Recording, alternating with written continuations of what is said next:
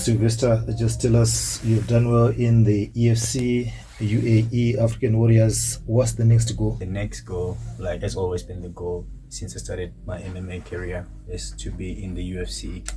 And I think I just need a few more wins convincingly, and I just need to keep working hard each and every day. I think before the end of the year, that's the goal. I'll make it to the UFC. But like I said, making to the UFC alone is not enough. I want to become a champion in the UFC. I want to become the best bantamweight the world has ever seen, and I want to set an example for the kids out there. I grew up in Mukoba in the dusty streets, and I want when those kids look at me or hear about me, they'll be motivated because we grew up in under the same circumstances, and I just want it to be a message that it doesn't matter what you go through, where you were born, you can make it if you're relentless, you work hard, and you're disciplined. And where does this drive really come from, and the energy when you're in that ring? I think, it just comes from, firstly, as Zimbabweans, we've always been hard workers.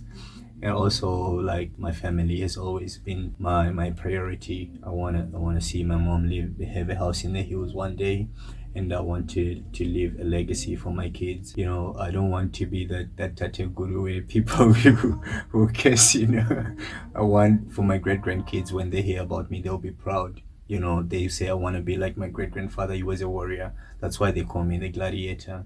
I'm a modern day gladiator, and I want to set an example for each and every person, especially in Zimbabwe. It doesn't matter what you do. You are an accountant, you play soccer. I think the drive is the same. If you work hard, you're relentless, and you're in pursuit of greatness, you will get there. And I want to be a prime example of that.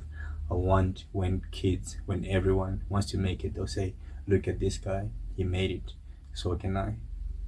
Well, just take us through what really happens in that cage, when you be taking those punches, the kicks and everything. It all comes down to training. Like Seneca said, treat your body rigorously so that your mind will never be disobedient to your body. So like, I have my training partners and my coaches to thank, because during the training camp, I just feel like I leave no stone unturned. There is no situation that I don't get myself into during training. So when I get into the ring, whether I get punched, whether I'm in a terrible situation, it's hard. Yeah, you cannot deny that. But I just feel like I've been through this. I've done this over and over again. So there's nothing that I cannot overcome when I'm in the cage. It all comes down to how bad you want it. So it's a mental game. If you prepare your body physically, then mentally you're always there. And your message to the young athletes from Zimbabwe would want also to be a champion like you? The first thing is, it all comes down to you. You don't have to blame the economy, where you were born, your parents, whether you were born in an impoverished family, whether you were born in a rich family. Everything comes down to you. Learn to take responsibility. I think from there on, everything else will be positive. Everything else will come out right if you take responsibility. You'll be able to push yourself. You'll be able to take responsibility for the failures, for the successes.